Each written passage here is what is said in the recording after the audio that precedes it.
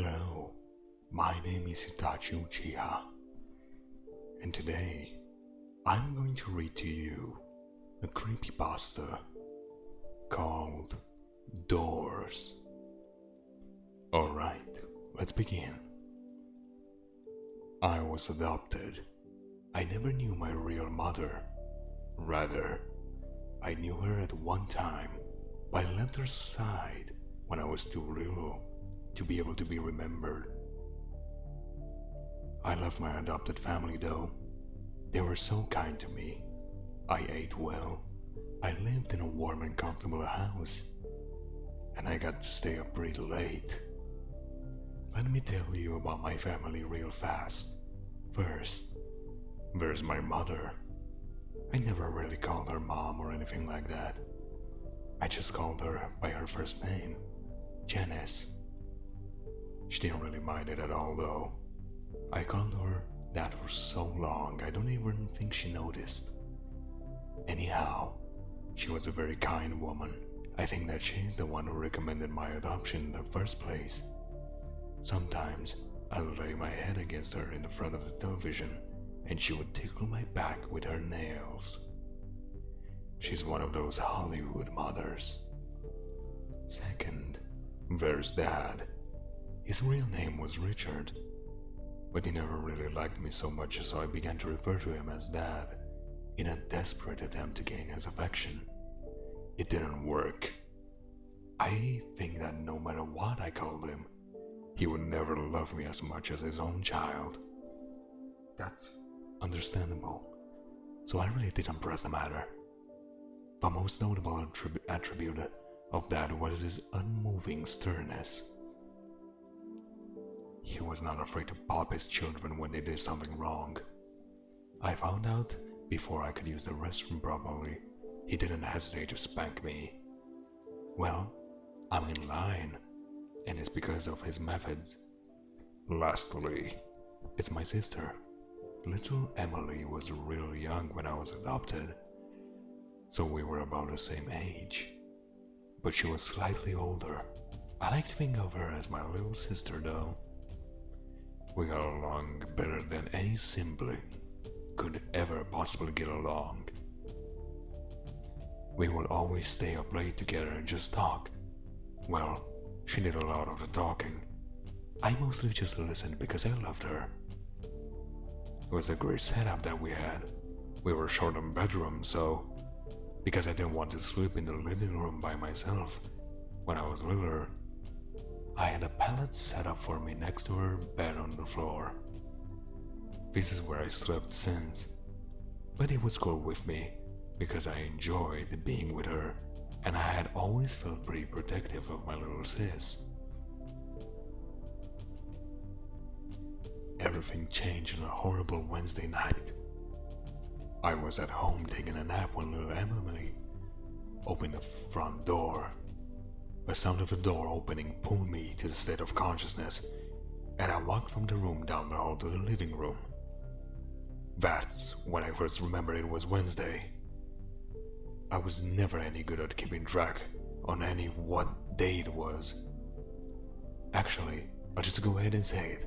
My sense of time was horrible. But, nevertheless, I knew it was Wednesday because Emily had just come home from the church youth group gathering. She walked in the front door and hugged me, and then was followed in by Dad and Janice. "You had a good nap," Janice said teasingly as she ruffled up my hair. I just shook my head away and snorted in a manner that clearly expressed that I was teasing back with her. "Don't you snort at your mother like that," said my father gruffly with authority. He shut the door behind him and hung up his coat. I was clearly joking. I growled under my breath. It was enough to hurt me, because I didn't feel him smack me. Emily then proceeded to our room and I followed. She started telling me about her day. You know, useless teenage stuff. But I listened so that she would feel better. After a summary, She suggested watching TV, and I felt obliged, and so I jumped on the couch as she was going for the remote. She rolled her eyes at my little brother like immaturity and scooted me over and sat down. The TV was turned on and we watched it together until the sun went down. Emily was the kind of girl that, instead of watching cartoons and soap operas, would rather watch Discovery and Animal Planet and Natural Geographic. I liked those two, so I didn't mind. Actually, those were the only channels that can hold my attention. So it got late, and Janice walked up to behind the sofa. "Emily, it's past your bedtime. Turn off the television and go to your room. You too." She pointed at me. Emily turned off the program and we were watching grudgingly and stood up.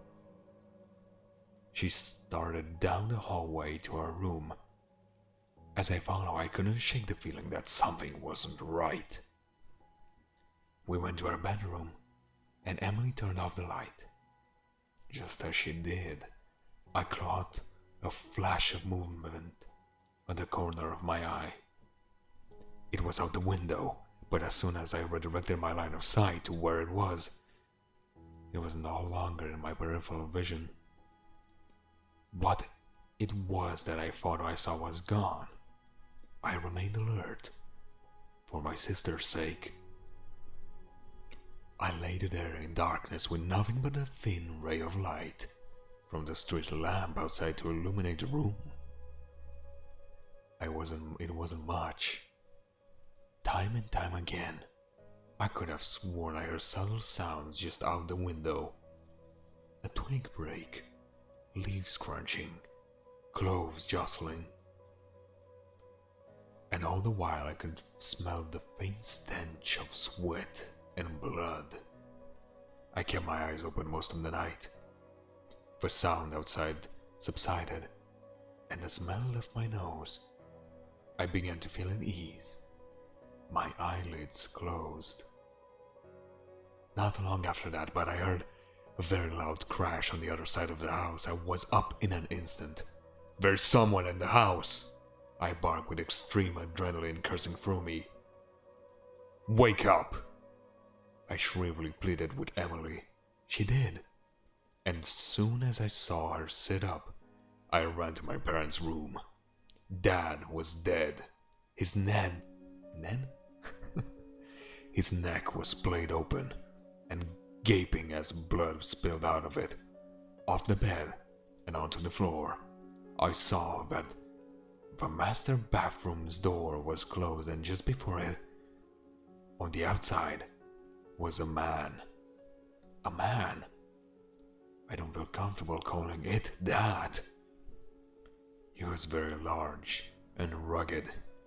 He turned around and saw me, and that's when I saw him accurately for the first time. I won't forget it. His eyes were large and beady and trapped with lust. He was styling a beard that was badly unkempt with blood dripping off. His clothes were dirty and face was cold. Just when I noticed the same horrid smell of sweat and blood from earlier, but this time it was overwhelming. He saw me. He saw me and grinned with a crooked yellow teeth. Smile. That smile threw me off. I thought that was, "I'm going to die." But then he turned back to the bathroom door completely and perturbed by my presence. I was terrified and didn't know what to do. I just yelled and cried. I watched as he shouldered through the door. That was my mom's only protection. I watched as he raised the large razor he was carrying, but had obviously neglected to use properly. I watched as he sliced open her insides and tore her to shreds. Oh, this reminds me of the Uchiha coup d'etat. Sorry. I then heard something. The last thing I wanted to hear. It was Emily's scream coming from behind me. The large monstrosity looked up from my butcher mother and stared at my little sister. I was distraught. He stood up and quickly started walking towards us. My sister turned and ran, and I was at a loss as he bypassed me and went straight after her. Why was she still in the house? Had she not assessed the situation and run? Apparently not. And now she was dead, and I was alone. I ran after them both. I expected the man to kill her, as she had the rest of the family, but I was sadly mistaken. He grabbed her by the arm and jerked her as a way to make clear that he was in the room and in control. He dragged her through the house. I was making all the noise I could now, hoping and praying that someone would come to my aid. He mustn't take her, not her. As he passed me, I backed against the wall and whimpered in terror. Why? He didn't respond, except by putting his free hand on my head while Emily screamed in the other and saying, "Good boy." He gave another crooked grin and very cold unnatural laugh. I followed him to the door where he dragged my helpless sister after him. He opened it, pulled her out, and slammed it shut behind him. I am now sitting in the house with my mutually adopted parents, shivering and whimpering in dismay. He's out there without her, doing who knows what to her. I cannot do anything. I would if I could, but I can't. I would chase after them in a heartbeat, but I can't. I sit here, looking at the front door. I look down at my paws. If only I could open doors with them.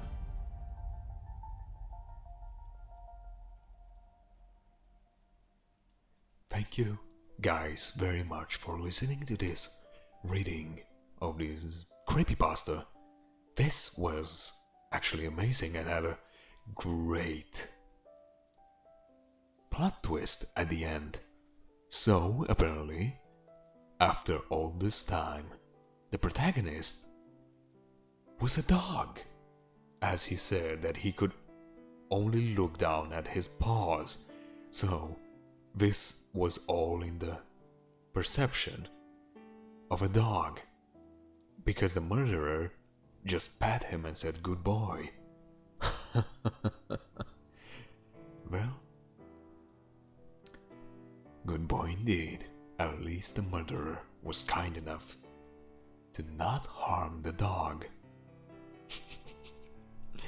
Thank you all very much for listening, and to remember, stay safe out there, and for goodness sake, lock your windows at night. We wouldn't want this to be happening to anyone now, would we? Stay safe out there. Goodbye.